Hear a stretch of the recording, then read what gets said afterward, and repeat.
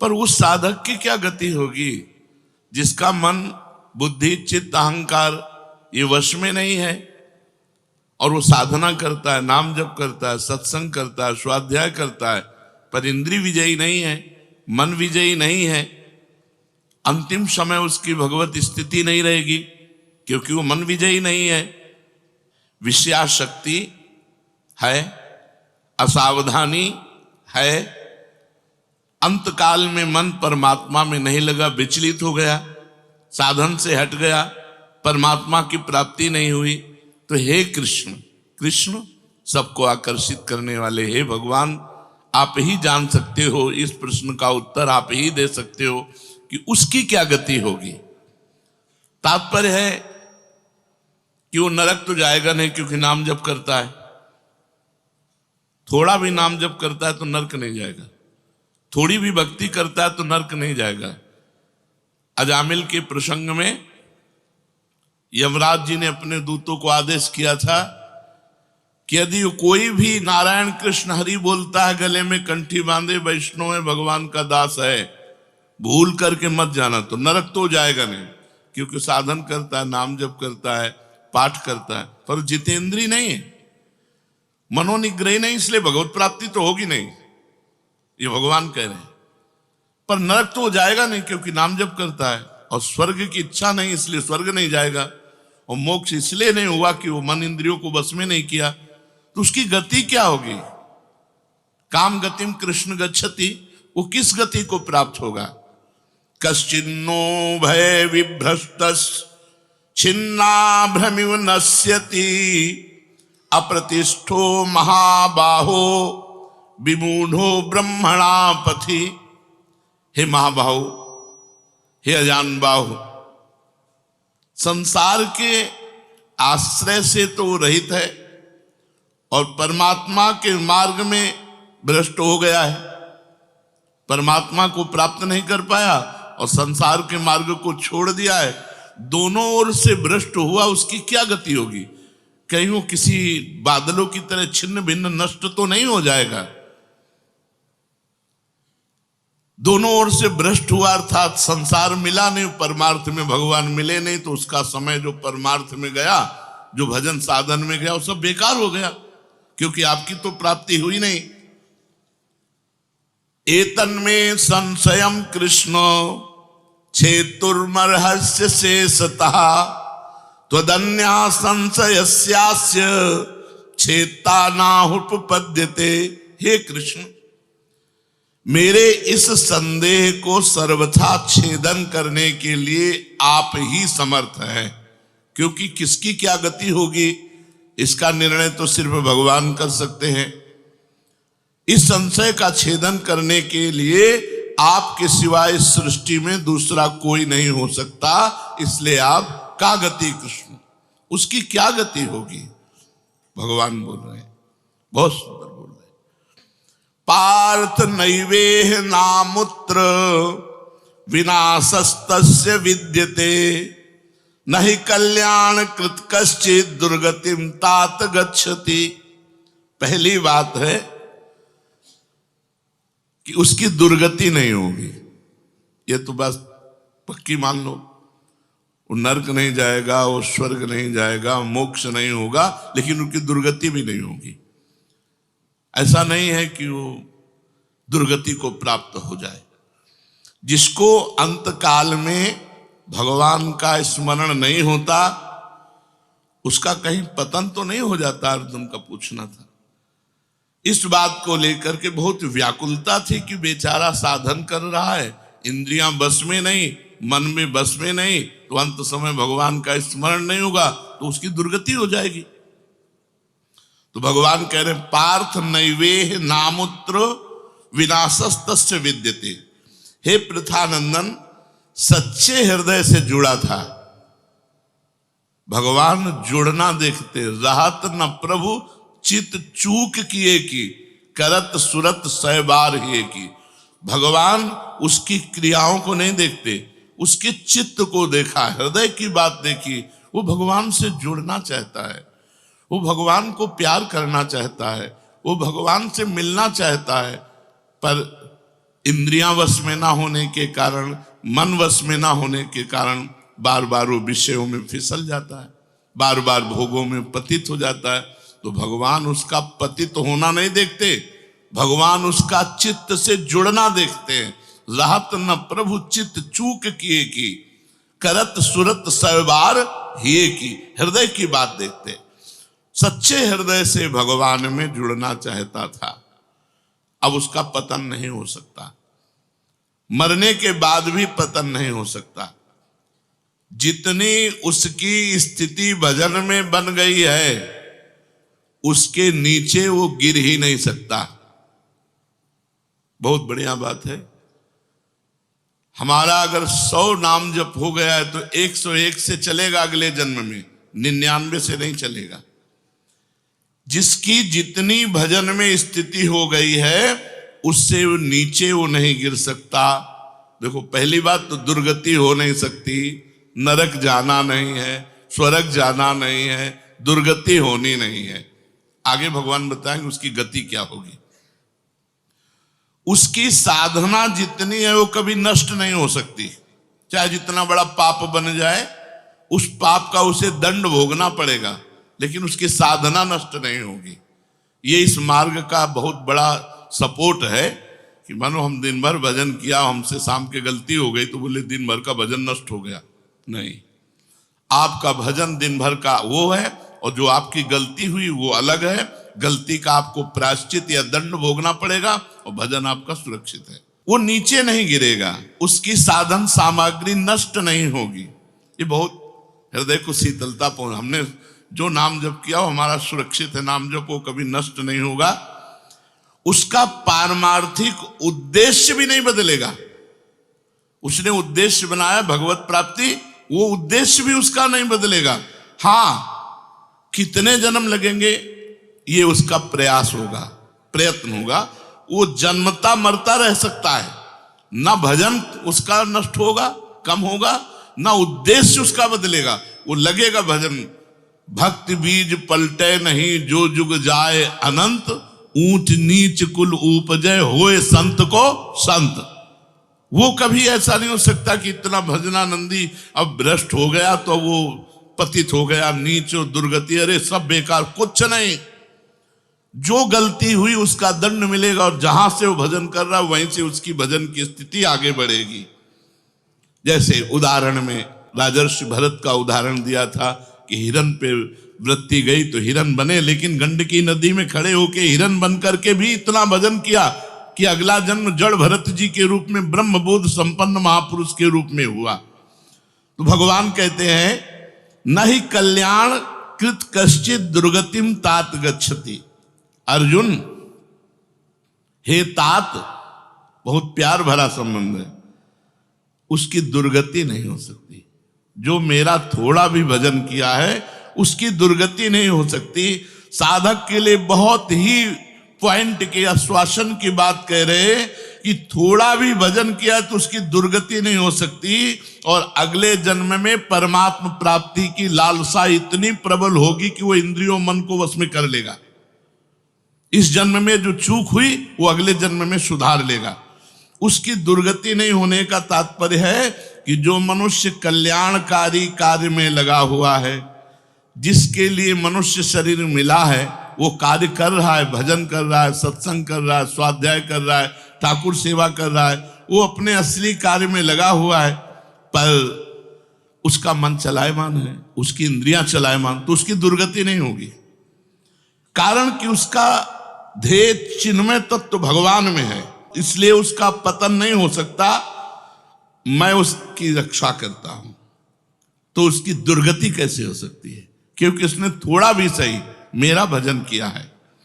मेरी दृष्टि सर्वभूत हिते रता है, सब पर मोरी बराबर दाया, सब मम प्रिय सब मम उपजाए। मैं सबको प्यार करता हूं। फिर जो मनुष्य मेरी तरफ चल पड़ा, अपना किसी तरह से कल्याण परम हित मानकर मेरी तरफ चल पड़ा, तो मैं उसे सबसे ज्यादा प्यार करता हूं। फिर मैं जिसे प्यार करता हूं उसकी दुर्गति कैसे हो सकती है? प्यार तो सबको करता हूं, लेकिन जो अपना मान करके मेरी तरफ चल पड़ा, मेरा भजन करने लगा, उसकी दुर्गति कैसे हो सकती है? मेरा वो समझे न समझे, उससे वास्तविक संबंध तो है ही। ममई वांसो जीव लोके जीव भूता सनातना। वो भले भगवान से संबंध ठीक नहीं लगा पा रहा, लेकिन भगवान तो जान रहे मेरा संबंधी है, मेरा अंश है। ये संसार के साथ उसका वास्तविक संबंध नहीं है। उसने मेरे साथ इस वास्तविक संबंध को, असली लक्ष्य को उसने स्वीकार किया कि अब इस जन्म में भगवान को प्राप्त करना चाहता हूं, तो चाहे जितना बड़ा गलती पड़ गई हो, अपराध पड़ गया हो, उससे दुर्गति उसकी नहीं हो सकती। भगवान कह रहे उसका किया हुआ साधन नष्ट नहीं हो सकता। हाँ, वो देखने में मोहित सा लगेगा कि भ्रष्ट हो गया, अब तो कोई भजन साधन नहीं, अब तो भ्रष्ट सा हो गया है, साधन छूटा दिखाई देगा। परंतु ऐसी परिस्थिति में भी मैं उसका साथ नहीं छोड़ता। उसने मेरा भजन छोड़ दिया, मेरा साधन छोड़ दिया, लेकिन मैं उसका, जैसे एक सत्संग में दृष्टांत में देते थे कि जगन्नाथ जी की सेवा में श्रीअंग पार्षद रहते थे, तो उनमें से एक पार्षद वैश्या संसर्ग करने लगे कुसंग के कारण। तो जब सब पार्षदों को पता चला तो उन्होंने बुलाया और कहा, देखो तुम परम पावन श्री जगन्नाथ जी के अंग सेवी हो, या जगन्नाथ जी की सेवा छोड़ो वैश्या का संग करो, या वैश्या संग छोड़ो जगन्नाथ जी का अंग संग करो। तो भगवान की माया से मोहित हुए, साधन से गिरे हुए होने के कारण उन्होंने जगन्नाथ जी का अंग संग छोड़ दिया और वैश्या का अंग संग स्वीकार किया। आश्चर्य की बात कि जब उनका शरीर पूरा हुआ, वैश्यागामी जो अंग संग सेवी थे, तो जब शरीर पूरा हुआ तो जगन्नाथ जी ने स्वप्न में अपने पार्षदों को आदेश किया कि उसकी अंत्येष्टि क्रिया हमारे पार्षदों जैसी की जाए। तो उनका प्रभु स्वप्न में ही कहा कि प्रभु उन्होंने तो आपको छोड़कर वैश्या को स्वीकार कर लिया था। तो बोले उन्होंने छोड़ दिया था, ये उनकी हिम्मत है, हमारी हिम्मत नहीं, हमारा स्वभाव नहीं है, हमारी सामर्थ्य नहीं है। हम एक बार जिसको पकड़ लिया उसको कभी छोड़ते नहीं। तो भगवान यहां कह रहे हैं कि कभी कभी वो मोहित हो जाता है, वो साधन छोड़ता, लेकिन मैं उसे नहीं छोड़ता। ये खास बात समझो, मैं उसे नहीं छोड़ता। उसका किया हुआ अपराध, किया हुआ पाप, भले उसको थोड़ा समय दंड भुगताने के लिए, लेकिन मैं उसे छोड़ता नहीं हूं। तो उसकी दुर्गति कैसे हो सकती है? इसलिए घटना घट सकती है। ये तो भगवान कह रहे हैं मनमानी मत करना, कह रहे घटना घट सकती है। आपने अपराध किया, आपको पाप का दंड मिल सकता है, लेकिन मैं उसके अंदर ऐसी व्याकुलता पैदा करूंगा कि वो सब प्रपंच छोड़कर दौड़कर मेरी तरफ भाग पड़ेगा, क्योंकि मैं उसे नहीं छोड़ता। जैसे गोपियों में थोड़ा अभिमान आया, मैं अंतर ध्यान हुआ, लेकिन उन्हीं के बीच में रहकर जहां व्याकुल हुई मैं प्रकट हो गया। तो भगवान कह रहे हैं कि एक बार जिसके भीतर थोड़ी भी साधना चल पड़ी, थोड़े भी संस्कार भक्ति के पड़ गए, नाम जप करना, वाणी पाठ करना, थोड़ा भी भगवत्कार, कर्म चैव तदर्थीयम सदित्येवाभिधीयते, तो उसका कभी पतन नहीं हो सकता जो संस्कार पड़ गया भक्ति का, क्योंकि सत वस्तु का कभी अभाव नहीं होता। तो फिर प्रभु गति क्या होती है उसकी? तो भगवान कह रहे प्राप्य पुण्य कृताम लोका नुषित्वा शाश्वती समाह शुचीनाम श्रीमताम गेहे योग भ्रष्टो भी जायते। आहा, प्राप्य पुण्य कृताम लोकान, उसने गंगा स्नान किया है, उसने नाम जप किया है, उसने वाणी पाठ किया है, उसने ठाकुर सेवा की, तो कोई साधारण है? बहुत बड़ा धनी है। भले लोक भ्रष्ट हो गया है, भले इंद्रियां उसके कब्जे में नहीं, भले मन उसके कब्जे में नहीं, लेकिन साधारण जीव नहीं है, वो भगवान का जन है। उसने नाम जप किया है, वाणी पाठ किया है, ठाकुर सेवा की, धामवास किया, तीर्थ अवगान किया। प्राप्य पुण्य कृताम लोकान, जो बड़े बड़े याज्ञिकों को, कि बोले इतने यज्ञ किए, अश्वमेध यज्ञ की, जो बड़े बड़े याज्ञिकों को जो सांगो पांग करते हैं, उन लोगों को स्वर्ग आदि लोकों पर अधिकार होता है। इसलिए वो पुण्य कर्म कहते हैं तो पुण्य लोक उनको प्राप्त होते हैं। पाप कर्म करने वालों को नरक भेजा जाता है। परंतु साधक पुण्य कर्म थोड़े किए, भजन किए, तो जैसे किसी रास्ते में चल के उसकी वीआईपी व्यवस्था की जाए, ऐसी व्यवस्था उसकी होती है स्वर्ग में। जितने दिन उसको अगला जन्म नहीं मिलेगा उतने दिन भारी व्यवस्था स्वर्ग में उसकी होगी। पुण्यवताम लोके, जो बड़े बड़े पुण्य आत्मा पुरुष प्राप्त करते हैं, इतनी अमुक यज्ञ की, अश्वमेध यज्ञ की सांगो पांग, उनको उसकी वीआईपी व्यवस्था होगी। प्राप्य पुण्य कृताम लोका नुषित्वा शाश्वती समाहा, उसको शुभ कर्म का परिश्रम, बड़े बड़े परिश्रम करके जो स्वर्ग आदि के भोग प्राप्त करते हैं, उसे न प्रार्थना करनी पड़ी है, न शुभ कर्म करना पड़ा है, न यज्ञ आदि कर्मों का सांगोपांग अनुष्ठान करना पड़ा है, उसकी ना स्वर्ग की चाह है, तो उसकी व्यवस्था होगी। शरीर छूटते ही दिव्य लोक में जाकर के दिव्य भोगों की व्यवस्था, क्योंकि मन चंचल था ना, इंद्रियां चंचल थी ना, मृत्यु लोक के भोगों में ले भोग, स्वर्ग के भोग, सुंदर सुंदर जितने भोग हैं उन सब की बाहुल्यता। वहां भोगों की जो वासना बनी थी उसके अनुसार भोग, मान लो स्त्री की तो एक से एक अप्सरा, दुनिया का सब वैभव स्वर्ग में विराजमान है, त्रिभुवन में खूब भोगने के लिए सब एकत्रित कर दिया। क्योंकि भजनानंदी कोई साधारण थोड़ी है, उसकी वीआईपी व्यवस्था हुई। अब अंत समय से साधन में विचलित मना हो जाने के कारण जो बड़े बड़े परिश्रमों से, पुण्यों से प्राप्त होता है, वो ऐसे स्वाभाविक रूप से रास्ते में प्राप्त हो रहा है। ये उसकी गति नहीं है, ये अयाचिक वृत्ति से उसकी वीआईपी व्यवस्था है कि अब ले जा रहे हैं तो रास्ते में ऐसे थोड़ी कि कोड़ा मारते, पानी भी नहीं पिया रहे, धूप में ले जा, नहीं, सीधे उसको आनंद पूर्वक स्वर्ग आदि लोकों की दिव्य भोग वृत्तियां, जिन भोगों के लिए वो विचलित रहा है मनुष्य साधना करते समय, वो सारे भोग उसको वहां प्राप्त होंगे। वहां रहने पर इतना भोग दिलाया जाता है कि उसकी अरुचि हो जाती है स्वर्ग के भोगों से। तो मर्तलोक में आके दोबारा फंसेगा क्या? स्वर्ग के भोगों से अरुचि हो जाती है, जहां आसक्ति रही है वो भोग ही भोग उसको व्यवस्था कर दी जाती है, वो घृणा हो जाती है उसको स्वर्ग में ही भोगों से, इतनी वीआईपी व्यवस्था। क्योंकि अंदर से तो भजन था, उद्देश्य भगवान की प्राप्ति का था, तो स्वर्ग आदि के भोग भोगने पर उसे घृणा हो जाती है। वो अपनी वासना जो अंदर थी, जिनके कारण इंद्रियों मन को जीत नहीं पाया, वो देख लेता है, अरे अब ये तो मर्त्य लोक के भोग है, स्वर्ग के भोग, उसको वहां उसके अंदर घृणा हो जाती है।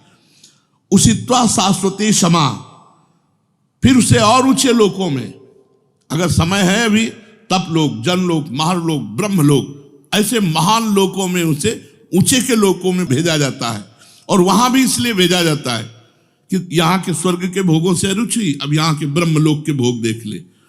भजन का फल है ब्रह्मादिक के भोग सब विषम लागत ताई, नारायण ब्रज चंद की लगन लगी है जाई। जब ठाकुर जी से मिलने की चाह लग जाती तो यहीं इसी शरीर में ब्रह्मादिक के भोगों से भी वैराग्य हो जाता है। भोग भोगने के उद्देश्य से नहीं,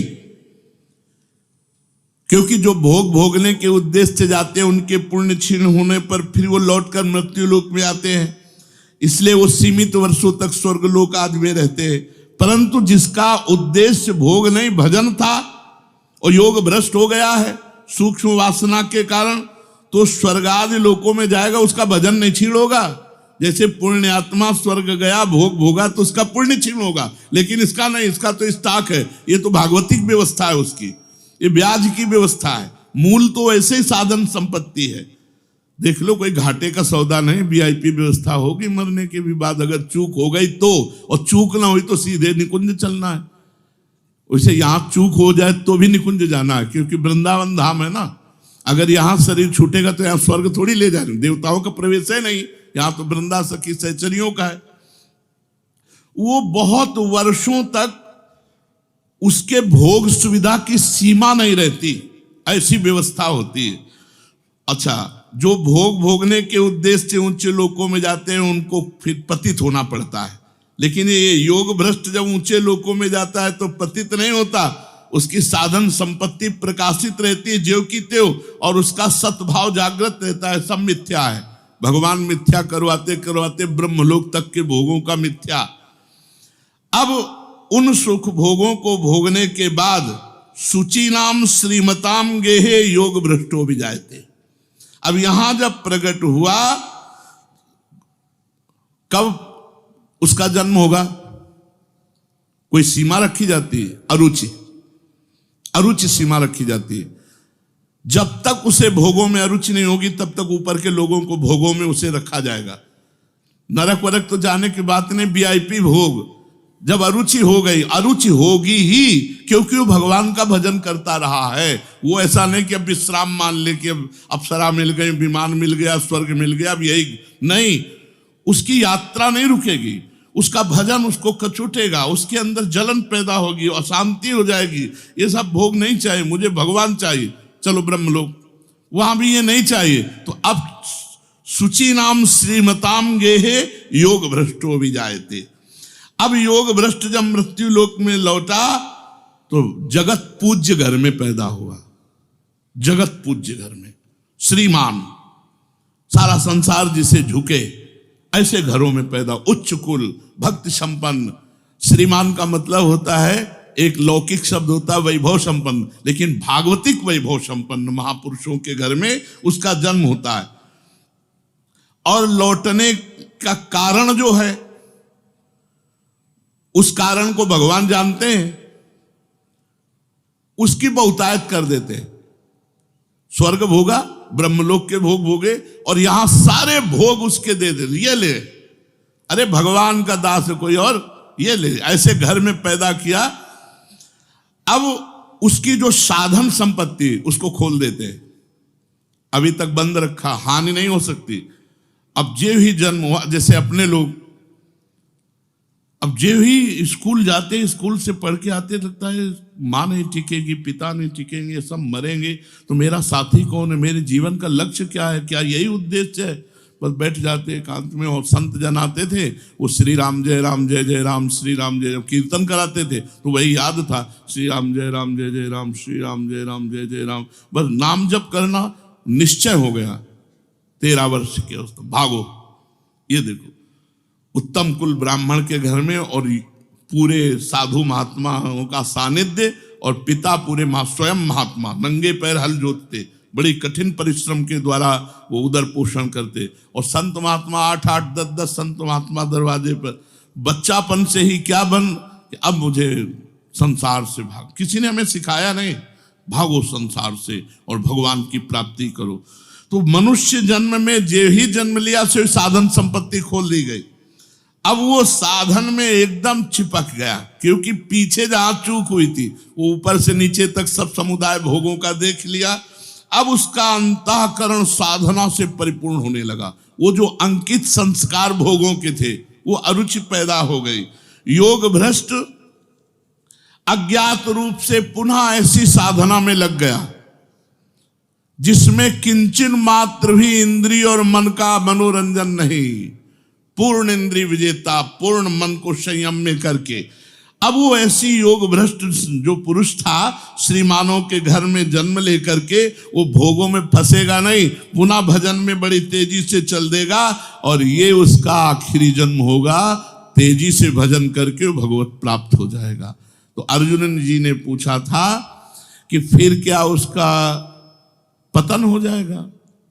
जो भगवान का भजन करता, भगवत प्राप्ति नहीं कर पाया, मन वश में नहीं हुआ, इंद्रिया वश में नहीं हुई, तो भगवान ने उत्तर दिया, वो ऊंचे के लोकों में जाकर खूब सुख भोग, जिन भोगों के लिए लालायित रहा था वो सब भोग मिलेंगे, और अंत में श्रीमान के घर में, कुलवानों के घर में जन्म लेकर भक्ति का ऐसा वातावरण मिलेगा कि जन्म से ही भगवान के भजन में लगकर वो इस जन्म में भगवान को प्राप्त कर लेगा। जहां आपके अंदर कोई भी अधर्म आचरण के लिए मन इंद्रिया प्रेरित करें, उसी समय आप प्रभु के चरणों में निवेदन करो, देखो प्रभु, देखो देखो ये कहां लिए जा रहा है, नाथ मेरी सामर्थ्य नहीं मैं बच पाऊं, आप देखो, पक्का मानना कुछ भी हो जाए आपका अमंगल नहीं होने देंगे। एक तो उसी समय मन शांत होने लगेगा, पर यदि कोई ऐसी कुमार्गगामी प्रवृत्तियां हैं तो हृदय में बैठ करके प्रभु आपका मंगल विधान कर देंगे। निश्चित समझना, निश्चित समझना। श्रीमद् भागवत में वर्णन किया है स्वयं श्री भगवान ने, स्वयं प्रभु कह रहे हैं उद्धव जी से कि मेरा भक्त अभी जितेंद्री नहीं है। आहा, शब्द देखो, मेरा भक्त, मद भक्तो बाध्यमानोपि मद भक्तो विषयी रजितेंद्रिय, विषयी है, अजितेंद्रिय है। अगर ये सुनकर के हृदय में उत्साह ना हो प्रभु के चरणों की तरफ बढ़ने का, तो समझ लेना दुर्भाग्य ही है। स्वयं प्रभु कह रहे हैं मद भक्तो, पहले शब्द पर ध्यान दीजिए, मद भक्तो, मेरा भक्त है, स्वीकार करो मैं प्रभु का हूं। यह स्वीकृति में बहुत बड़ी ताकत है, मैं प्रभु का हूं। ये तो आप कहीं कुमार्गगामी ना हो जाए, इसलिए बीच बीच में शास्त्र आपको सावधान करता है, अरे इससे क्या होगा, इससे क्या होगा, और आगे बढ़े और आगे बढ़ो। बकाया बात इसी से पूरी बन गई है कि मैं प्रियालाल का हूं, इसी से पूरी बात बन गई है।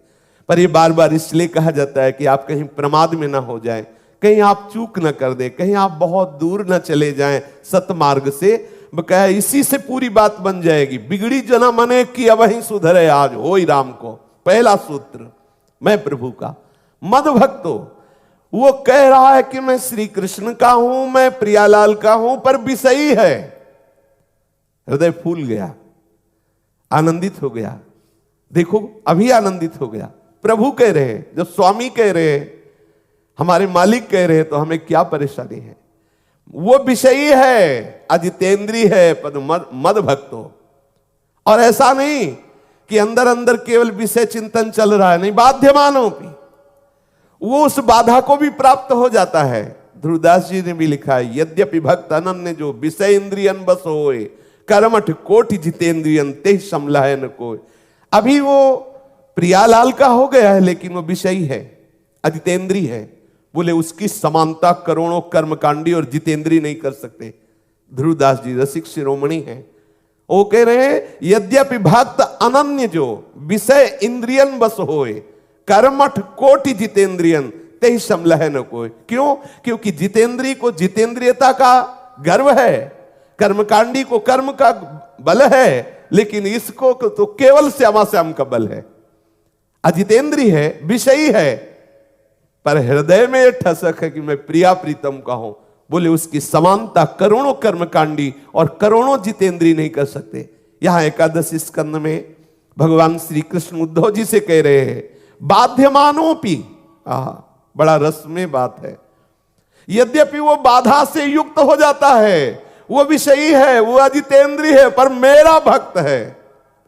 जब प्रभु कह रहे तो इसमें उल्लसित होकर प्रभु की तरफ बढ़ना चाहिए। कितना दुलार कर रहे हैं, माना कि बहुत दुष्ट है, लेकिन मेरा लड़का है ना, मैं स्वीकार करता हूं कि ये दुष्ट है, पर मेरा है ना, बस इतने में विजय हो जाती, इतने में विजय हो जाती। हम हृदय से स्वीकार करें कि हम प्रियालाल के हैं, हम प्रभु के हैं।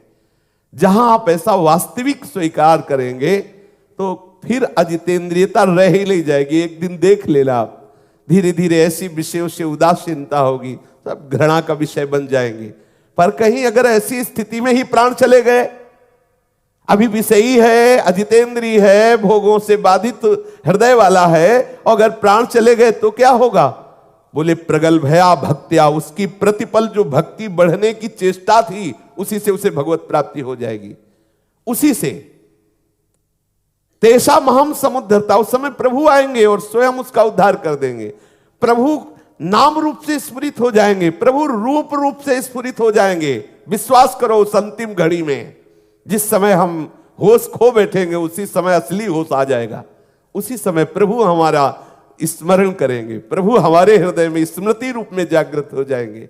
ये हम महापुरुषों की बात कह रहे हैं, उनसे सुनी हुई बात कह रहे हैं। और संत महापुरुष भगवान के एकांतिक वार्ता का रहस्य जानने वाले हैं। इसी बल पे तो छाती ठोक के चला जाता है कि अगर हमसे बिगड़ गई तो हमारे स्वामी हमें छोड़ेंगे नहीं, अगर हमसे चूक भी हो गई तो रात ना प्रभु चित चूक किए की करत सुरत सह बार है की, हमारी हार नहीं होगी, मेरे स्वामी मेरे साथ हैं। जो प्रायः प्रगल्भया भक्त्या विषयैर ना विभूयते, मेरी जो प्रतिपल बढ़ने वाली भक्ति है उसके समस्त हृदय की वासनाओं को भस्म कर देगी।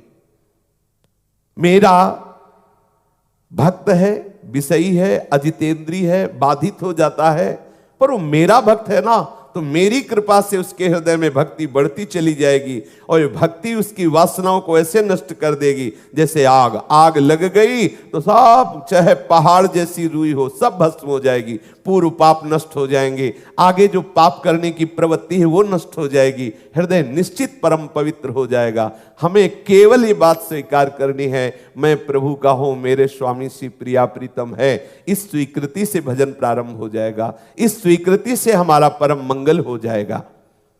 जैसे धधकती हुई आग किसी को बख्शती नहीं, चाहे जो कुछ हो सब जला के राख कर देती है, ऐसे ही जिसने मेरे से संबंध बना लिया, मैं प्रभु का हूं, स्वीकृति कर ली, मेरे चरणारविंद की भक्ति का जैसा बनता है वैसा प्रयास करने लगा, तो ये भक्ति वो आग है जो सब कुछ उसका आंतरिक विकार, आंतरिक पाप प्रवृत्तियां भस्म कर देगी। स्वयं प्रभु कह रहे, जैसे लकड़ियों को राख कर देती है आग, ऐसे ही मेरी भक्ति समस्त वासनाओं को राख कर देती है। हृदय निर्वासनिक हो जाता है, राशि के राशि पाप हो तो भी वो पूर्णतया नष्ट हो जाते, भस्म हो जाते हैं। भक्त्या हमें कया ग्राह्या श्रद्धयात्मा प्रियः सताम, भक्ति ही पुनाति मन्निष्ठा स्वपाकानपि संभवात्। ओहो, मैं भक्तों का प्रीतम हूं, मैं संतों की आत्मा हूं। जो मेरे में अनन्य श्रद्धा कर लेता है, अनन्य भक्ति करता है, मैं उसकी पकड़ में आ जाता हूं। दो बातें बताई, प्रभु को पकड़ में अगर लाना है तो इशारा बता दिया, मैं भक्तों का प्रीतम हूं, मैं संतों की आत्मा हूं, अर्थात भक्त संतों का संग करो, क्योंकि उन्हीं से वो युक्तियां मिलेंगी जिससे मैं पकड़ में आऊंगा। दूसरी बात, उन्हीं के संग से मेरे चरणारविंद की अनन्यता आएगी। प्रभु कह रहे हैं कि जो अनन्य श्रद्धा से, अनन्य भाव से मेरा भजन करते हैं, मेरे संतों के संग से, मेरे भक्तों के संग से मेरी अनन्यता आती है, और मेरी अनन्य श्रद्धा से, अनन्य भक्ति से मैं स्वयं पकड़ में आ जाता हूं। जैसे मैया यशोदा जी लाला को पकड़ने के लिए दौड़ रही, नहीं पकड़ पाई। लाला ने जब पीछे देखा कि मैया की बेड़ी में गूथे हुए फूल गिर रहे हैं, पसीने से लथपथ हो रही, फिर भी वो मेरे को पकड़ना चाहती, तो आप पकड़ में आ गए, आप स्वयं पकड़ में आ गए। ऐसे ही जो संतों का संग करके हृदय में निश्चय कर लेता है, अब इस जन्म में मुझे भगवत प्राप्ति करनी है, और जैसा बनता वैसा भागने लगता है, अर्थात उपासना करने लगता है प्रभु की प्राप्ति, प्रभु कृपा करके उसकी पकड़ में आ जाते हैं। मैं अनन्य श्रद्धा से पकड़ में आता हूं, और अनन्य श्रद्धा संतों के संग से, भक्तों के संग से प्रकट होती है। अगर एकमात्र भक्ति का आश्रय ले लो, वो भक्ति संतों से ही आती है, तो आप निश्चित देख लेंगे कि आप प्रभु के समीप पहुंचते जा रहे, क्योंकि स्वयं प्रभु के भक्त्या हमें कया ग्राह्या, मैं पकड़ में आता हूं सिर्फ एकमात्र अनन्य भक्ति से। और वो अनन्य भक्ति बता दिया कि मैं संत भक्तों के संग से ही अनन्य भक्ति प्रदान करता हूं। देते प्रभु ही हैं, पर यदि भक्तों का संग नहीं, संतों का संग नहीं, भगवत प्रेमी महात्माओं का संग नहीं, तो नहीं। भक्ति स्वतंत्र सकल सुख खानी, बिनु सत्संग न पावई प्राणी। बिना संतों की कृपा के भक्ति का जागरण नहीं, बिना अनन्य भक्ति के प्रभु पकड़ में नहीं आते हैं। चाहे वो चांडाल हो, चाहे जितना नीच हो, लेकिन यदि मेरी भक्ति करता है तो जगत पूज्य हो जाता है, परम पावन हो जाता है।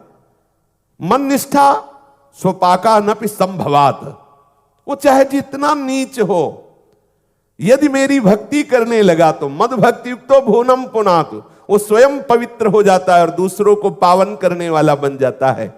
यदि भक्ति नहीं, तो चाहे जितना बड़ा तपस्वी हो, सत्य का पालन करने वाला हो, ये स्वयं प्रभु के वचन है।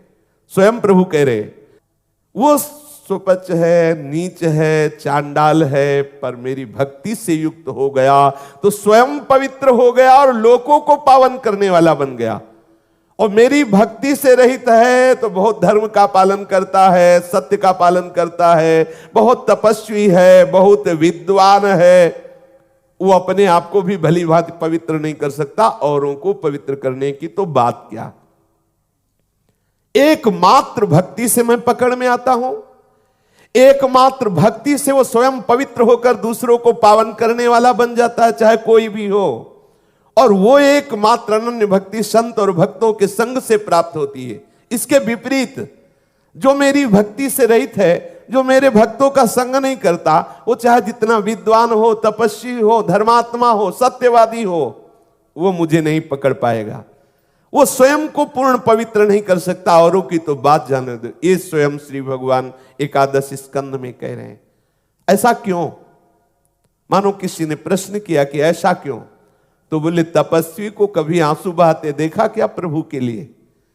अगर रोम रोम आपके पुलकित होकर खड़े नहीं हो गए, आपकी अश्रुधारा से कपोल भींगे नहीं, आपका हृदय द्रवित होकर पुकारा नहीं, हा किशोरी जू, हा प्रियाजू, हा श्यामाजू, तो आप पवित्र नहीं हुए। चाहे जितना तपस्या हो, चाहे जितनी विद्या हो, चाहे जितना सत्य और धर्म का पालन करने वाले हो, अभी रंग नहीं आया। स्वयं प्रभु कह रहे जब तक शरीर पुलकित नहीं हुआ, जब तक चित्त पिघल करके गदगद नहीं हुआ, आनंद के आंसू नहीं बहे, अंतरंग बहिरंग भक्ति की बाढ़ नहीं आई, तब तक वो पूर्ण पवित्र नहीं माना जाता, चाहे कोई भी हो। यह है पूर्ण पवित्रता का स्वरूप। स्वयं भगवान श्री मुख से ये निर्धारित कर रहे कब माना जाएगा पवित्र, जब चित्त पिघल गया, गदगद कंठ, नयन बह नीरा, नेत्रों से अश्रु प्रवाह, गदगद सुर नैना सजल, दंपति रस रे भीन, इहि गति वृंदा विपिन में फिरे प्रेम तल्लीन। कथम बिना रोम हर्षम द्रवता चेतसा बिना, बिना आनंद श्रुकलया शुद्धेद भक्त्या विनाशया। प्रभु स्वयं कह रहे हैं कैसा कैसा पवित्रता का स्वरूप। जब रोम रोम पुलकित हो गए, गदगद कंठ हो गए, नेत्रों से अश्रु बहे, हृदय द्रवित हो गया, तब माना जाएगा पवित्र। नहीं तो पवित्र होने की वो संभावना नहीं जिसे प्रभु पवित्र कहते हैं, तब तक इसके शुद्ध होने की संभावना नहीं। वा गदगदा द्रवते यस्य चित्तम रुदत्यभीक्षणम हसति क्वचिच्च विलज्ज उद्गायति नृत्यते च मद्भक्ति युक्तो भुवनम पुनातु। प्रेम से द्रवित हृदय गदगद कंठ हो गया, चित्त पिघल करके बह रहा है, रोम रोम खड़ा हो गया है, रोने का तांता नहीं टूट रहा। कभी कभी लीला स्फूर्ति से खिलखिलाकर वो हंस रहा है, कहीं लाज छोड़कर ऊंचे स्वर से लीला का गायन कर रहा है, कभी प्रभु के आनंद में भरकर नाच रहा है। भैया उद्धव, ऐसा मेरा भक्त स्वयं पवित्र होने की बात नहीं, वो पूरे त्रिभुवन को पावन कर देता है। मद भक्ति युक्तो भुवनम पुनात, वो लोगों को पावन कर देता है। महामहिमामय इस भक्ति की प्राप्ति भगवत प्रेमी महात्माओं के संग से होती है। अनन्य श्रद्धा, अनन्य भक्ति के द्वारा ही प्रभु पकड़ में आते हैं। इसलिए श्री भाई जी महाराज कह रहे हैं कि तुम्हें प्रभु ने बहुत सुविधा दिया है, अर्थात बड़ा अवसर दिया है इस स्थिति की प्राप्ति के लिए। देखो, मनुष्य शरीर मिला है, सुंदर सत्संग मिला है, सुंदर भगवान नाम गुरुदेव के द्वारा मिला है। खूब रट करके हम इस जीवन को सार्थक कर लें। हमारा अमूल्य ये जीवन कहीं नष्ट ना हो जाए। प्रभु का भजन किए बिना ये जीवन यदि व्यतीत हो गया तो बहुत बड़ी हानि हो जाएगी। और भजन करते करते यदि हम भजन की कोई भूमिका में नहीं पहुंचे, शरीर छूट गया, तो भी विश्वास करो तुम्हारा मंगल होगा। और अगर भजन में नहीं लगे, अन्य सब कार्यों को कर रहे हैं, तो दिन दिन दुख दूना बढ़ता चला जाएगा। भले आपको दिखाई न दे, लेकिन आपका दुख बढ़ रहा है। आप अपना पतन कर रहे हैं, अधा पतन कर रहे हैं। साधन धाम मोक्ष कर द्वारा, पाई न जे परलोक संहारा। ये केवल केवल भगवत प्राप्ति के लिए है। भगवत प्रेम की निर्मल ज्योति से हमारा हृदय जगमगा उठे, समस्त ब्रह्मांडों में एकमात्र निर्मल परमात्मा तत्व की अनुभूति हो जाए, यही आनंद की चरम सीमा है। ये आनंद की चरम सीमा है। हमारा हृदय पवित्र हो गया। आप जिधर वृत्ति जाती है केवल प्रभु, जिधर दृष्टि जाती है केवल प्रभु, ये आनंद की सीमा है। इसके बाद वो प्रिया प्रीतम के भाव में या गोपी भाव में या सखा भाव में जैसे भी चाहो बिलसो, हृदय पवित्र हो गया। जिधर वृत्ति जा रही केवल प्रीतम, बाहर दृष्टि जा रही केवल प्रीतम। आनंद की सीमा है ये। भक्त का कार्य है केवल प्रभु का चिंतन करना, केवल भजन करना। परिणाम पर दृष्टि तुम मत रखो, परिणाम पर तुम दृष्टि मत रखो कि क्या परिणाम हो रहा है, ये स्थितियां आ रही कि नहीं आ रही, ये नहीं देखना। क्या देखना है? मेरा समय कहीं विषय चिंतन में नष्ट तो नहीं हो रहा, बस मेरा समय प्रभु के भजन में वर्तमान का जा रहा है कि नहीं, बस इतना देखना है तुम्हें। आगे की बात योगक्षेमम वहाम्यहम का ठेका वो ले रहे हैं। हमारा केवल देखना है अनन्यस चिंतयन्तो माम, ये हमारे पक्ष की बात है।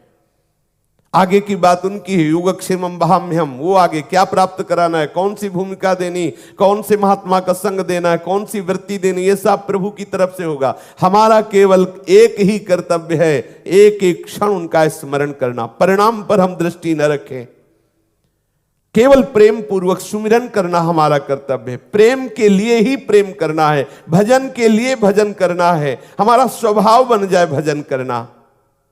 सदैव सदा राधिका नाम जिभ्याग्रतः स्यात्, सदा राधिका रूप मत्स्यग्रमास्ताम, श्रुतौ राधिका कीर्तिरन्तः स्वभावे, गुणा राधिकाया श्रिया एतदीहे। हमारा स्वभाव बन जाए कि हमारी जिभ्या नाम जप करे। हमारा स्वभाव बन जाए कि हमारी श्रवणेंद्री केवल प्रियालाल की चर्चा सुनना चाहे। हमारा स्वभाव बन जाए कि हमारी चेष्टाएं प्रभु की सेवा हो, प्रभु की प्रसन्नता के लिए हो। हमारा स्वभाव बन जाए हृदय से केवल प्रिया प्रीतम का चिंतन होना। हो गई हमारे जीवन की पूर्णता, हो गई, परम लाभ मिल गया। भजन बिना जब आपको रहा ना जाए, सब कुछ सह सकते हैं लेकिन भजन नहीं छोड़ सकते, तब माना जाएगा कि अब भजन का रंग आ गया है। त्रिभुवन विभव हे तवे कुंठ, स्मृति रजितात्म सुरादिभिर्विज्ञात, न चलति भगवत पदार विंदाल, लव निमिषार्धमपि यः स वैष्णवाग्र्यः। यदि प्रभु के भक्त से कहा जाए कि तुम आधे क्षण, आधे निमेष के लिए भी अपने आराध्य देव का चिंतन छोड़ दो, हम तुम्हें त्रिभुवन की संपूर्ण राज्य लक्ष्मी देते हैं, तो त्रिभुवन की राज्य लक्ष्मी देने पर भी वो आधे क्षण के लिए प्रभु का चिंतन नहीं छोड़ेगा, जिसका निरंतर भजन चलता रहता है। वो ध्यान पूर्वक निरंतर नाम मंत्र रूप इसके चिंतन में रहता है। बड़े बड़े देवता भी लालायित रहते हैं ऐसे भक्त की सेवा के लिए। ऐसा वो भक्त जिसके हृदय में अन्य कोई चाह नहीं, केवल निरंतर स्मरण चलता रहता है। अगर वो बोलता है तो केवल यही चाहता है कि हे नाथ, बस आपका स्मरण चलता रहे, आपका भजन चलता रहे। मुझे ना मोक्ष चाहिए, ना मुझे योग वैभव की सिद्धियां चाहिए, ना ब्रह्मा का पद चाहिए, ना देवराजेंद्र का पद चाहिए, ना भूतल का पद चाहिए। अपने लोग कह तो देते हैं बार बार और सुन लेते हैं, लेकिन देखो क्या चाहिए, बहुत छोटी छोटी वस्तुएं चाहिए, बहुत छोटे छोटे भोग चाहिए। कहने की बात नहीं, हृदय में बैठाना है। मेरा अखंड एकतार भजन चले, इसके लिए ये सूत्र आवश्यक है कि मुझे और कुछ नहीं चाहिए, ये भजन ही चाहिए। ये भजन छूटे ना, ये भजन बढ़ता रहे। भजन के लिए भजन, सेवा के लिए सेवा, प्रेम के लिए प्रेम। प्रभु का भजन निरंतर चलता रहे, प्रभु की सेवा मिलती रहे, प्रभु का रूप, प्रभु का लीला गायन चिंतन, ये बस इसके लिए, और हमें कुछ नहीं चाहिए। वो उस परम प्रेममयी सिद्धि को प्राप्त होता है। भक्ति के उपासक को सदैव ये ध्यान रखना है कि अगर अन्य कोई प्रलोभन की कामनाएं जागृत हो रही तो प्रभु से प्रार्थना करनी हटा दो, नहीं तो कहीं न कहीं वो बाधित करके हमें फंसा देंगी। हे मेरे